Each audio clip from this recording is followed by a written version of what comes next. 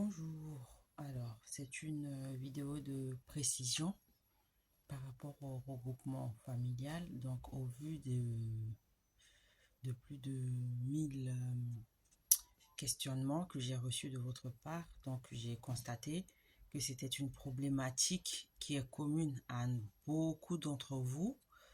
Il faut savoir que ce n'est pas parce que vous donnez par exemple des fiches de paye que forcément votre demande de regroupement familial va aboutir.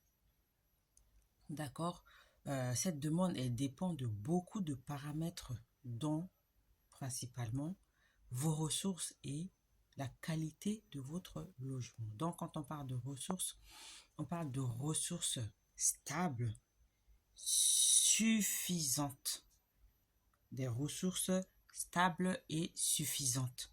D'accord? C'est bien écrit, c'est spécifié, c'est écrit noir sur blanc. Donc, il faut bien savoir que les inspecteurs qui viennent chez vous contrôler la taille de votre logement, les conditions d'hygiène, d'habitabilité et de superficie vont dresser un rapport. Et c'est sur la base de ce rapport que le préfet va prendre sa décision. Donc, vous ne pouvez pas habiter un studio ou un appartement de 20 mètres carrés tout en voulant faire venir votre famille composée de 3 personnes. C'est impossible, ça n'est pas possible. Ce n'est pas possible. Et par rapport aux revenus, sachez que c'est une moyenne qui est faite sur les 12 derniers mois. Si vous êtes au chômage pendant 3 mois sur les 12 derniers mois, c'est mort. Votre dossier de regroupement familial ne va pas aboutir. Donc, je vais vous donner des exemples par rapport à la superficie des logements. D'accord? Il y a des zones qui sont définies par la loi. D'accord? Donc, il y a la zone A bis et la zone A. Il y a la zone B1 et B2 et la zone C. Donc, dans la zone A, c'est selon les tensions au niveau du marché du logement.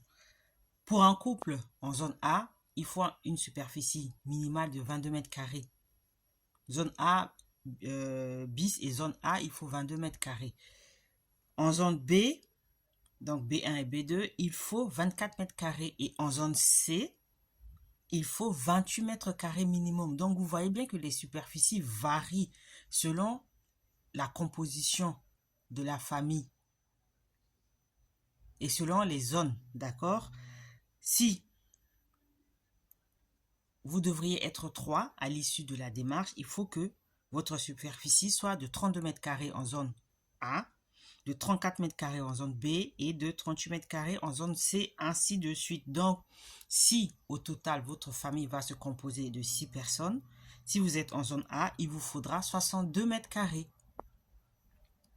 En zone B, 64 mètres carrés et en zone C, 68 mètres carrés. Donc, en termes d'équivalence, 64 mètres carrés, c'est l'équivalent d'une pièce avec 2 chambres et un salon. Ou 3 chambres et un salon. C'est ça les superficies. Parce que les chambres peuvent faire 9 mètres minimum, 9 mètres carrés minimum. Ça, c'est une obligation légale. Autrement, les chambres font 10 mètres carrés, 15 mètres carrés, etc. Dans des rares cas, 20 mètres carrés. OK? Et le salon est aussi considéré comme une pièce. C'est-à-dire que si vous habitez dans un studio de 15 mètres carrés, il est impossible que votre demande de regroupement familial aboutisse. C'est mort. D'accord? Donc, quand vous déposez votre dossier, c'est pas parce que vous travaillez, vous avez un logement que forcément, ça y est, ça va aboutir. Non, quand ça prend du temps, au bout un an et demi, 2 ans, ça traîne et que vous voyez que les inspecteurs reviennent encore pour une autre visite, c'est qu'il y a des éléments dans votre dossier qui ne sont pas probants, qui sont sujets à doute, à cautionnement. Et c'est pour ça qu'ils reviennent pour vérifier si au bout de 3 mois, vous êtes toujours dans le même logement, si vous n'avez pas été hébergé, comment dire ça, hébergé justement, ou si ça n'était pas une sous-location, etc. C'est-à-dire qu'il y a beaucoup d'indices si les inspecteurs reviennent. C'est que forcément, il y a quelque chose qui leur a mis la puce à l'oreille. C'est pour ça qu'ils reviennent vérifier. Donc, si vous voulez faire votre demande, il faut être irréprochable. Votre dossier doit être immaculé. C'est une représentation. C'est pour vous expliquer que le dossier doit être complet. complet, et y compris les fiches de paye et le logement et tout ce qui va avec, toutes les pièces qui vont vous être demandées, d'accord? Donc, il y a des motifs qui peuvent justifier les refus. Par exemple, si vos ressources ne sont pas stables et suffisantes, stables, ça veut dire que il ne faut pas que ce soit juste une mission de CDD que vous effectuez tous les 2 mois, tous les 3 mois, tous les 6 mois.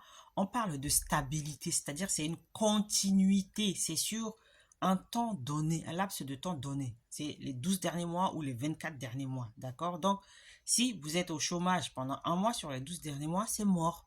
Si vous avez été en arrêt, par contre, ce n'est pas un problème parce que même si vous êtes en arrêt maladie, vous continuez à percevoir une partie de votre salaire. Donc ça, ce n'est pas considéré comme une instabilité au niveau de vos ressources. D'accord? Donc, voilà. Et tout ce qui est allocation, naturellement, c'est exclu.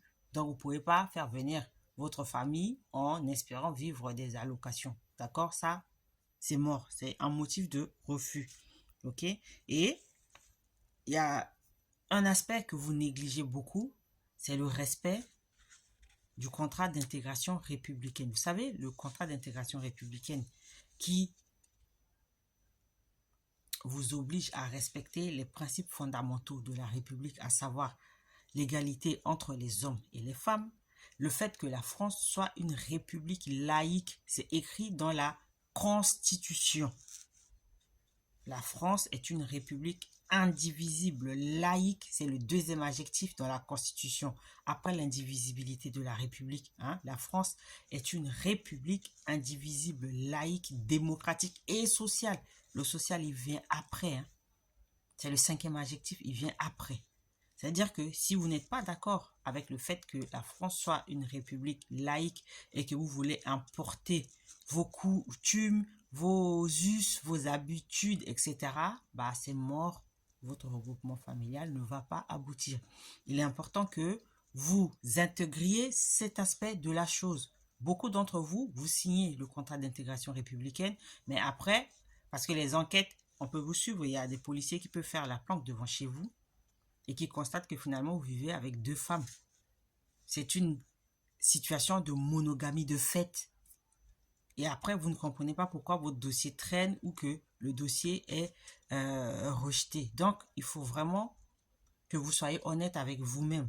Quand vous avez signé le contrat d'intégration républicaine, vous vous êtes engagé à respecter les principes de la République. Et en France, la monogamie n'existe pas. D'accord? L'homme et la femme sont égaux. C'est écrit aussi dans la Constitution. La loi favorise l'égal accès de l'homme et de la femme aux emplois publics, etc.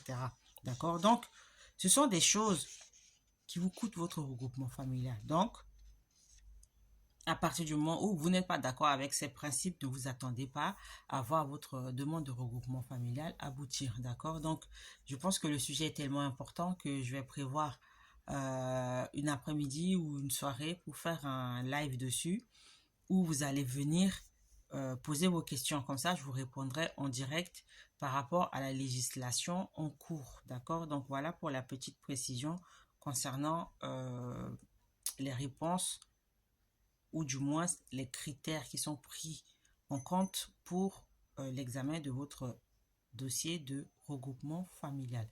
Abonnez-vous, partagez la vidéo et puis je vous dis à bientôt.